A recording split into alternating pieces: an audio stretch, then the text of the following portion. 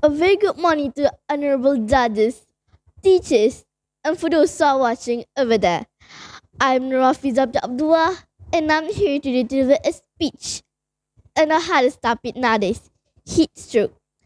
I do not profess to be expert in the subject, but I will try my best to shed some light on this issue as a reminder for us. Ladies and gentlemen, recently our country was awakened by a case of a 50-year-old male student from Pekan Pahang who lost his consciousness while running over 4 kilometers in co-curricular activity held by his school. An initial examination by the medical officers revealed that he suffered from the heat exhaustion. That incident happened on June 40. Few months before, in April, two death cases has been reported in Kelantan involving an 11-year-old boy and 90-month toddler. Heat stroke has been identified as the cause of death for both of these hapless children. This is not a trivial issue. Everyone should open your eyes and mind and ponder to this matter seriously. What is the heat stroke and why we should be aware of it? Is it a catastrophe or disaster? Lend me your ears and let me cover on this issue deeply. Heat stroke is a heat-related illnesses due to prolonged exposure to the sun. It occurs when the body can no longer control its temperature, resulting it rises rapidly. The sweating mechanism fails and the body is unable to cool down.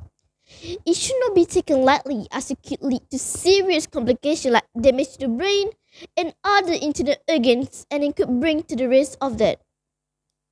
The individuals who are involved in outdoor activities or work in a high temperature environment has been identified as having a high risk of getting heat stroke. There are those who in construction industry, farmers, security guards, police officers, athletes, and those who involved in outdoor activities.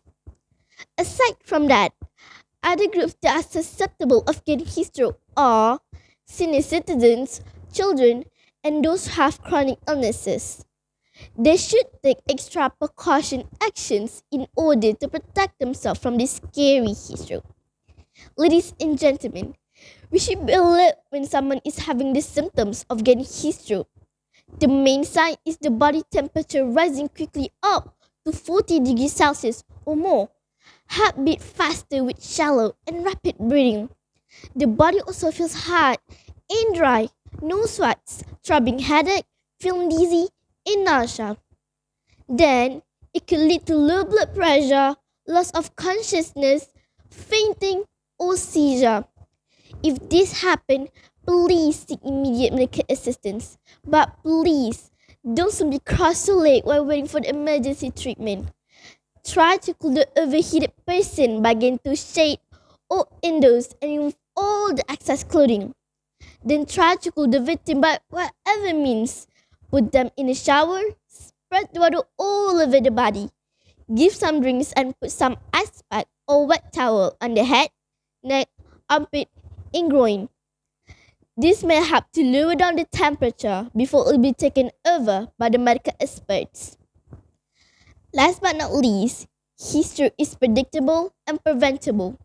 Avoid doing physical activities directly under the sun or in a high temperature for a prolonged period.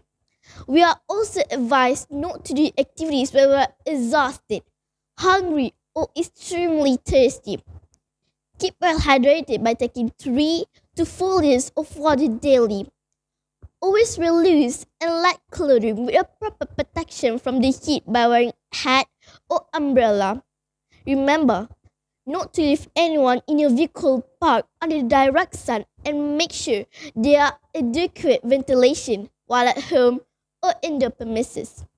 This tip at least will help to put a distance from being kissed by the heat stroke.